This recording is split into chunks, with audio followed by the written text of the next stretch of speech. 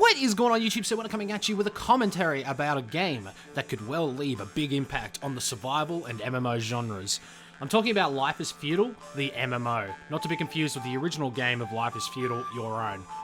Throughout this video, I'm going to talk about all the things I already know about this game and my likes, dislikes, my loves and my hates. Also, watch the video to try and grab a free key so you too can jump into this massive, ever-changing world. So currently, the game is in closed beta.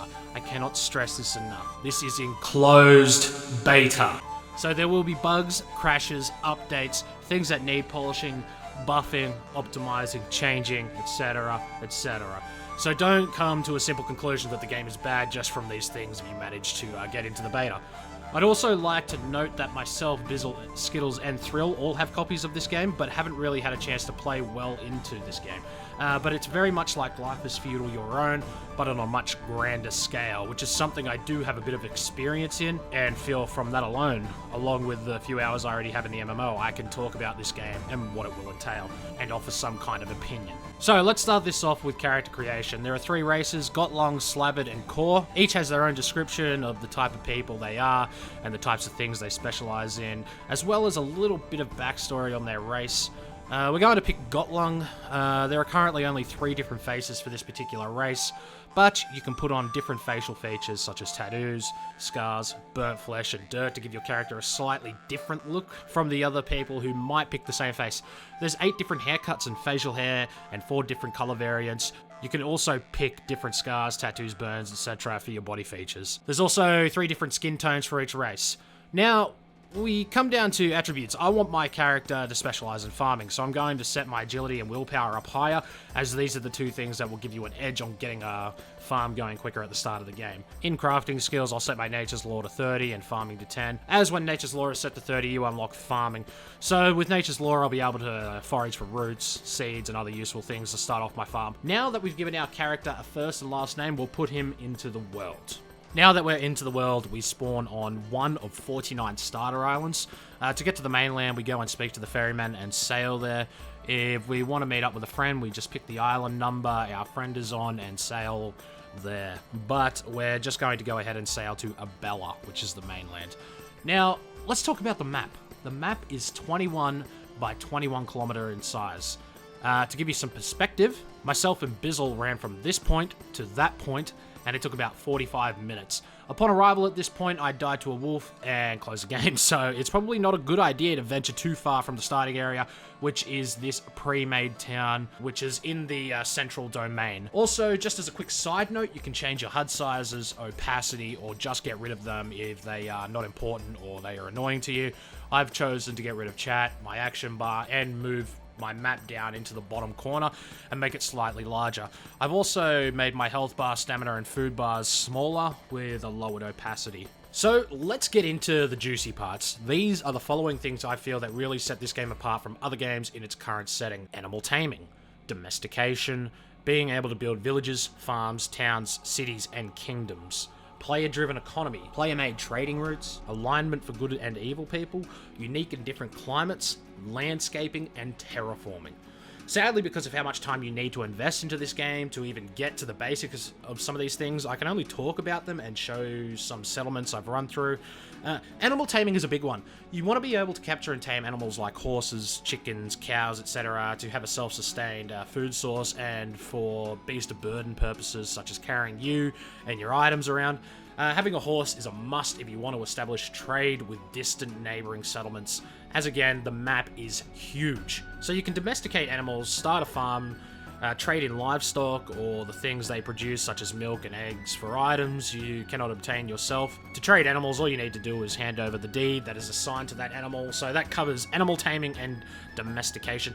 Now, being able to build villages, farms, and onto the more monumental things, towns, cities, and kingdoms. This is amazing for an MMO game. The task is a massive one, even for a town, but many hands make light work, so you can create a guild and recruit for the Herculean task of creating your own self-sustained town or city, which now takes us into player-driven economy. When I was playing Life is Feudal Your Own, myself and my friend Cutter created a farm where we grew the largest wheat supply in the north. After investing in seeds from our neighbouring settlement, we also rounded up and captured wild horses in the area. We started in humble beginnings, but before long we had our neighbours coming to trade for our wheat.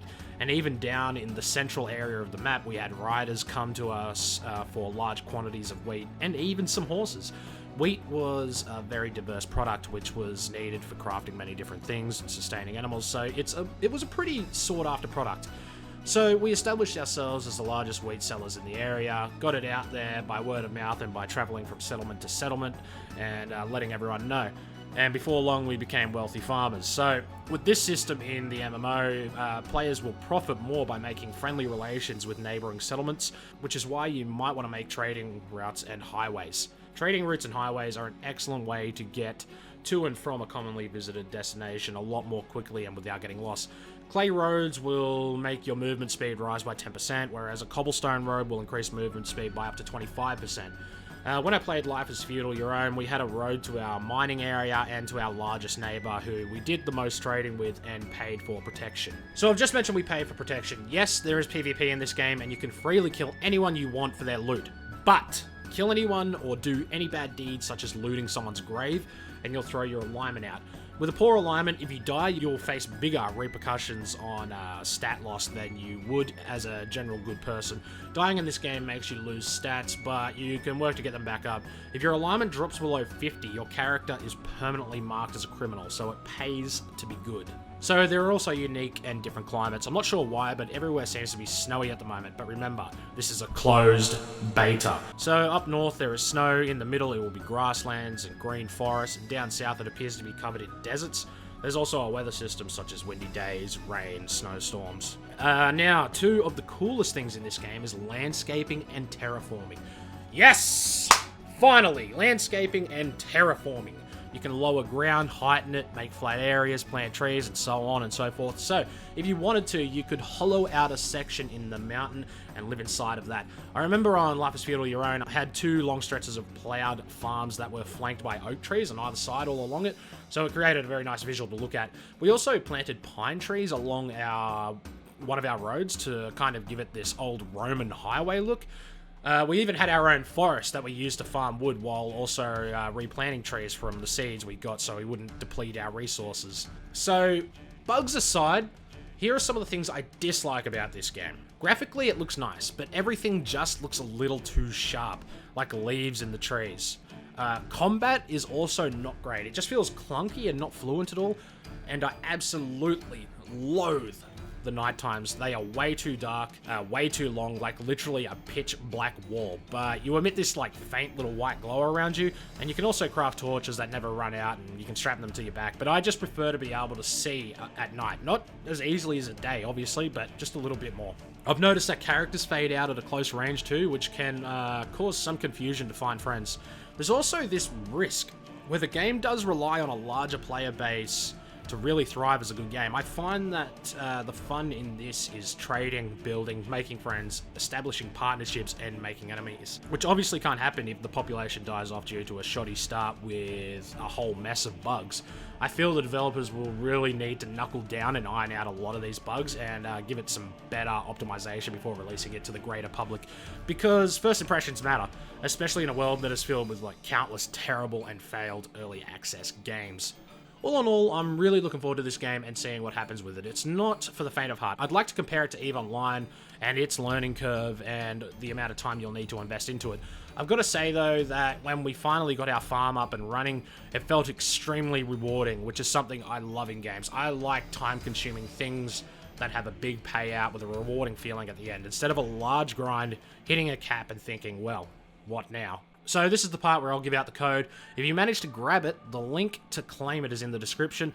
I've left the last digit off the end, so good luck. I'd also like to say, if you like the look of this game, you can click the pre-order link at the top of the description. I'll also get a bit of money if you use the link, and with all this YouTube ad boycott shit going on at the moment, it would help me out heaps. And I'll love you long time. Tweet at me a screenshot if you buy it.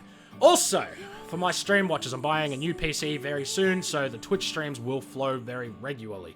My PC was coughing up a lung from trying to stream and record at the same time, so I'll be back on Twitch in a big way soon.